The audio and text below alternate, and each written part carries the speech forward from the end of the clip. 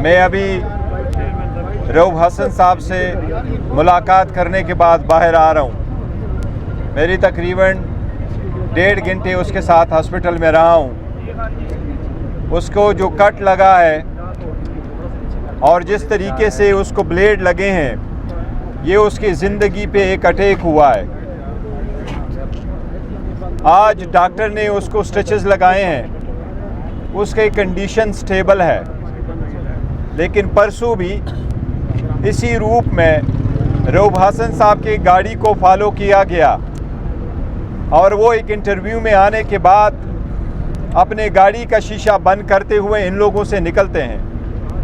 आज जब दोबारा चले जाते हैं तो 3 लोगों ने उन पे अटैक कर लिया, चौथा भी उसको ब्लेड मारता है, एक जो उसकी रिकॉर्डिंग करता है।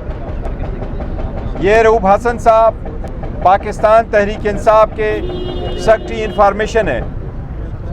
वो पाकिस्तान तहरीक इंसाफ जो मुल्क की सबसे बड़ी पार्टी है उसके तर्जुमान है, इसके चीफ इलेक्शन कमिश्नर है। रऊफ हसन साहब की ज़िंदगी पे अटैक पाकिस्तान तहरीक इंसाफ की लीडरशिप पे अटैक है। इससे पहले खान साहब की ज़िंदगी पे डायरेक्टली अटैक हो चुके हैं। ये फर्स्ट टाइम है जबकि हम कोशिश कर रहे हैं कि ये सारे मसाइल एक तरफ हो जाएं और हम आगे की तरफ बढ़े, लेकिन कोशिश की जा रही है कि कोई ऐसे वक़ूए हो जाएं जिससे मुल्क के हालात मज़ीद ख़राब हो।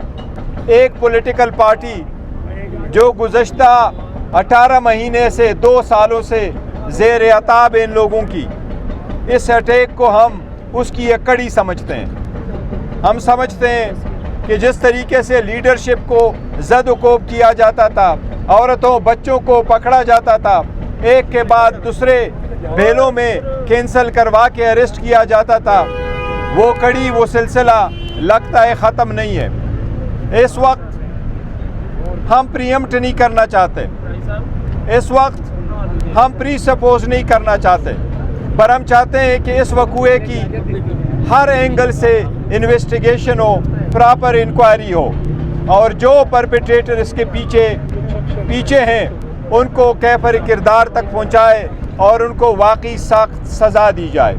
लेकिन एक बात पूरे कौम को हम वाज़े दे करना चाहते हैं कि इस किस्म के हथकंडों से पाकिस्तान तहरीक इंसाफ, उसकी लीडरशिप, उसके वर्कर और सपोर्टर मरगूब नहीं होंगे।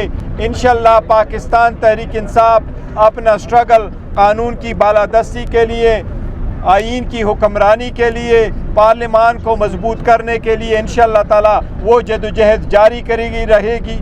वो जदोजहद इंशाअल्लाह हम जिस तरीके से खान साहब की हिदायत है उसके नज़रिए के मुताबिक हम अपना स्ट्रगल जारी करेंगे। लेकिन हम पुरज़ोर मुतालबा करते हैं कि इसकी इन्वेस्टिगेशन किया जाए। ये पाकिस्तान तहरीक इंसाफ की लीडरशिप पे डायरेक्टली उसकी ज़िंदगी पे एक अटैक हुआ है।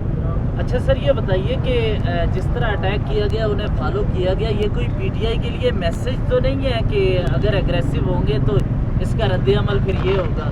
देखो, एक रऊफ हसन साहब की तरफ से मैं आपको ये बताऊं, वो एक लर्नेड आदमी है, वो अपने आर्टिकल लिखते हैं, उनका हमेशा ख़ुद गाड़ी चलाते हैं और वो ड्राइवर भी नहीं रखते और ख़ुद जाते हैं हर जगह। इनका कभी किसी के साथ इख्तिलाफ नहीं रहा है, इसलिए जिसने भी ये काम किया है और जिस भी मरकज़ के पर्पज़ के लिए किया है और जो भी अवामिल इसके पीछे हैं, हम ज़रूर इसके तह तक जाना चाहते हैं कि जो लोग इसके पीछे हैं उनको कैफर किरदार तक पहुँचाया जाए। फौरी तौर पर तो ये बताइएगा कि हॉस्पिटल में किस किस्म का उनको जख्म आया है और तबीयत कैसी है, डॉक्टर्स क्या कहते हैं, कब तक? डॉक्टर साहिबान भी कह रहे हैं और स्टेबल, उसकी कंडीशन स्टेबल है, लेकिन मैंने खुद देखा है उनको यहाँ चीख भी बहुत जख्म आया है, दैट इज़ टू डीप, और वो यहाँ उनकी जेगुलर वेन पे कोई अटैक करने की कोशिश की गई जो उनको यहाँ लगा है, इस जस्ट हाफ एन इंच का फ़र्क है। इस वक्त उसकी कंडीशन आल्दो अल्हम्दुलिल्लाह स्टेबल है, लेकिन उसकी ज़िंदगी पे यस ऑफ कोर्स अटैक हुआ है। सर, ख्वाजा सराओं के जरिए ये अटैक कराने का क्या मकसद था? ये देखो, जो भी मकसद था और जो भी कर रहे हैं, लेकिन एक बात है, आप जिस फॉर्म में भी आते हैं, मुख्तलिफ फॉर्म में लोग अटैक करते रहते, ये सेकंड टाइम है। पहले कल उस पर परसों भी हुआ है, इनके पीछे गए हुए हैं। अब ये अटैक डायरेक्टली अटैक है और वो भी सिर्फ मार कटाई नहीं है, बल्कि डायरेक्टली एक ब्लेड चलाया गया है जिससे जुगुलर वेन की कट करने की कोशिश की गई है, इसलिए बहुत सीरियस मैटर है और हम सब से अपील करते हैं हुकूमत से, सारे इदारों से, कि इसके तह तक जाया जाए और उसको प्रॉपर इन्वेस्टिगेट किया जाए और इसको हर एंगल से देखा जाए, चाहे वो दहशतगर्दी हो या अदरवाइज हो। सर बताइएगा, कलम को तंग किया गया एक चैनल के बाहर, तो क्या आपसे कोई बात हुई थी या जो मरकजी कायदीन है उनको एतमाद में लिया गया था कि उन पर इस तरह अटैक हुआ? ऐसी बात एक बहुत बड़ी इशू नहीं, पहले वो ये नहीं समझ रहे थे शायद इसकी ज़िंदगी पे एक अटैक है, तो उन्होंने कोई लाइटली लिया था, उन्होंने उसको रिपोर्ट नहीं किया था।